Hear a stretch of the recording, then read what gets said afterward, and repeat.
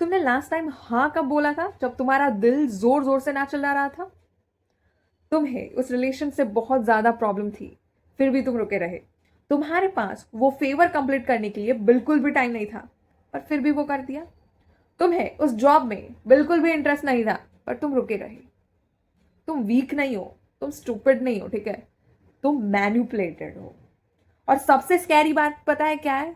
तुम्हें पता भी नहीं चलेगा कि किस तरह से तुम मैनिपुलेट हो जाते हो।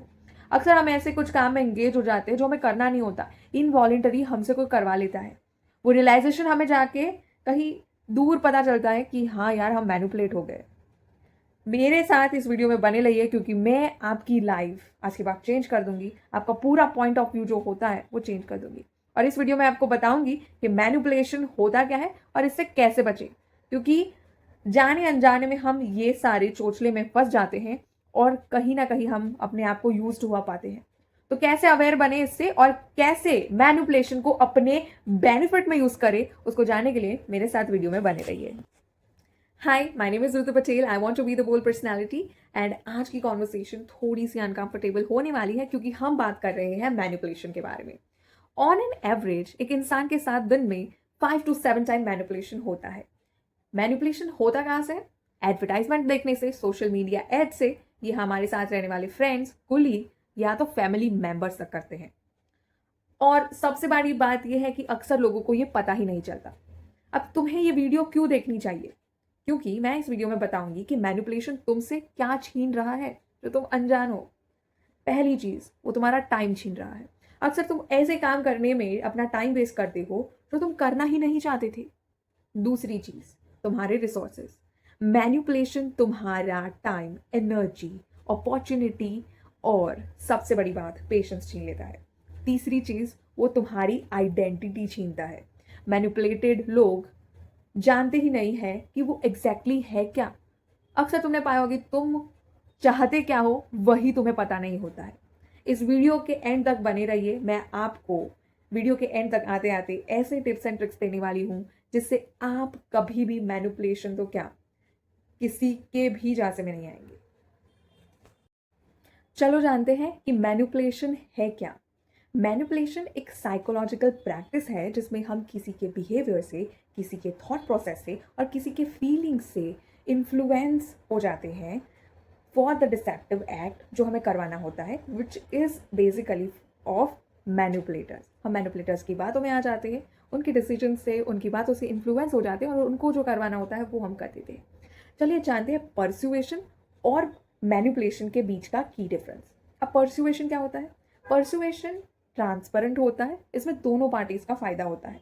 बट मैनिपुलेशन हिडन होता है और सिर्फ एक ही पार्टी का फायदा होता है। एक मतलब वो हो जाता है, उसकी लग जाती है।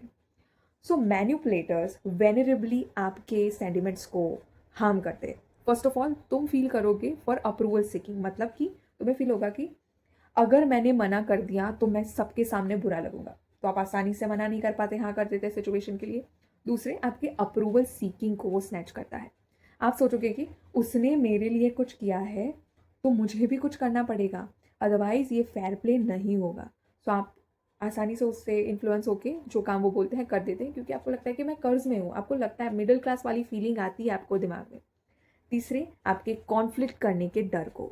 मैनिपुलेटर्स ये टेक्निक बहुत ही शार्पफुली और माइंडली यूज करते हैं to make a person convince. मतलब इसमें करते क्या है, आप इजीली मान जाते हो कि चलो नहीं करना है, अगर मैंने मना कर दिया तो झगड़ा करना पड़ेगा जो कि बहुत मुश्किल है, उससे अच्छा मैं हाँ ही बोल देता हूँ क्योंकि मुझे इस झमेले में नहीं पड़ना है। आप अंदर से डरे हुए नहीं होते हो, you get manipulated bye them. आप डराए गए हो, एकदम प्रेशराइज किए गए हो अंदर से कि आप नहीं बोल पाते। तो आप मैन्युपुलेशन को इस तरह से इमेजिन करिए कि कंप्यूटर का वायरस है। अब जब भी कंप्यूटर में कोई वायरस आता है वो नोटिस नहीं होता, वो बैकग्राउंड में सारा सब कुछ काम करता है। It's takes in a background in your body, आप इमेजिन करिए, और वो आपके थॉट प्रोसेस को कंप्लीटली चेंज कर देता है, एक्सप्लॉइट कर देता है, नोटिस में आए बिना। और आपको पता कब चलता है? जब सब काम हो चुका होता है। कोरोना वायरस में भी तो ऐसा ही था ना। तो चलिए और जानते हैं इस टॉपिक के बारे में। Stay tune with me. चलिए अब जानते हैं मैनिपुलेशन टेक्निक्स जो हम हर रोज फेस करते हैं। First technique is guilt trapping. अब गिल्ट ट्रैपिंग होता है क्या है? लोग मैनिपुलेटर्स जो होते हैं वो अपनी जो इमोशंस होते हैं उसके लिए आपको रिस्पॉन्सिबल और दोषी ठहरा दें।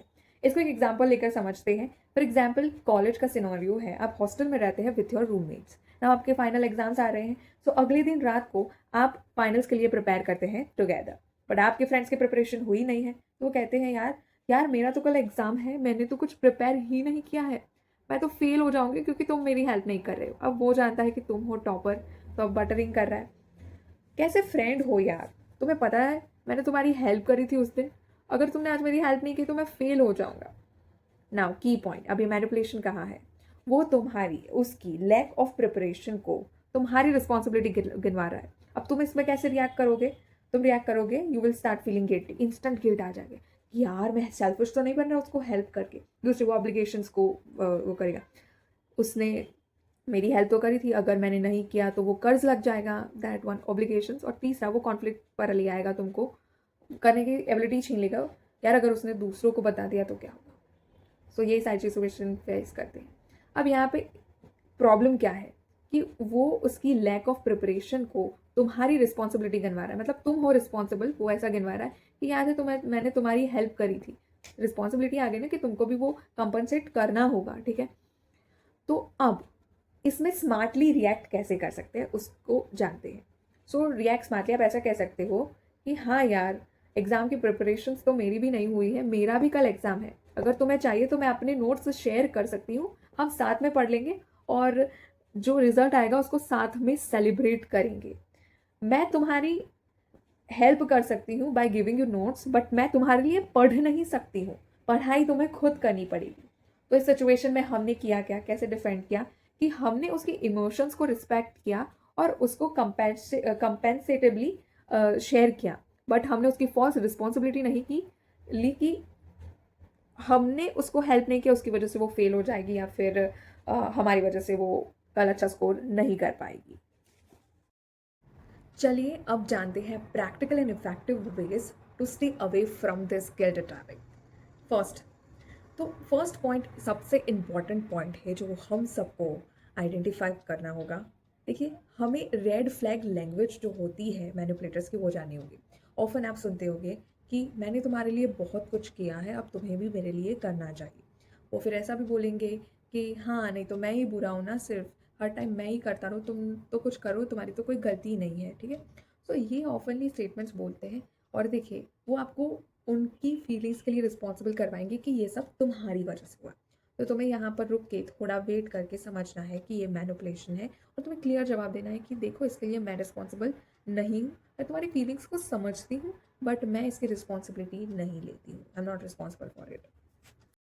Second way, delay the reply. Manipulators relies on a quick response. Don't explain immediately, don't answer immediately, and don't apologize immediately. Instead, say that I will take a time to respond. This will really breaks that control in the moment by the manipulators. ये effective है, try करके देखना. Set strong and firm boundaries. Instead of saying and giving a long over explanation, say that I have made my decision. I am not comfortable with this. Or instead, you can say that I understand you are feeling bad, but I'm not going to change my answer. Clear answer is equals to less words, and less words is equals to more power. So ये tricks भी बहुत अच्छी है. Last point to avoid this guilt trapping is reduce the contact if the behavior repeats. Set boundaries earlier. See, if the behavior is keep on repeating, then you have to set boundaries earlier. You can say that I don't want to talk to you right now. When the guilt starts, break the content. If it repeats, set the boundary earlier that I'm not comfortable with it. और आप ऐसा भी कह सकते हो that conversation अब मैं जल्दी end करना चाहूँगा. See, someone who respect you will respect your boundaries, and someone who don't respect you will lose the access. At the last, I would like to say that guilt, which help you to grow, is healthy, but guilt that controls you and make you responsible for that feeling is manipulation. Hope आपको आज की video बहुत अच्छी लगी होगी। आज के video में हमने मैनिपुलेशन और गिल्ट ट्रैपिंग के बारे में सीखा कि किस तरह से मैनिपुलेटर्स गिल्ट को यूज़ करता है एज अ वेपन। आपको अगर बहुत सारे वेज जो मैं आगे वीडियोस बनाने वाली हूँ उसको देखना है तो please make sure that you subscribe to my channel and press to my bell icon.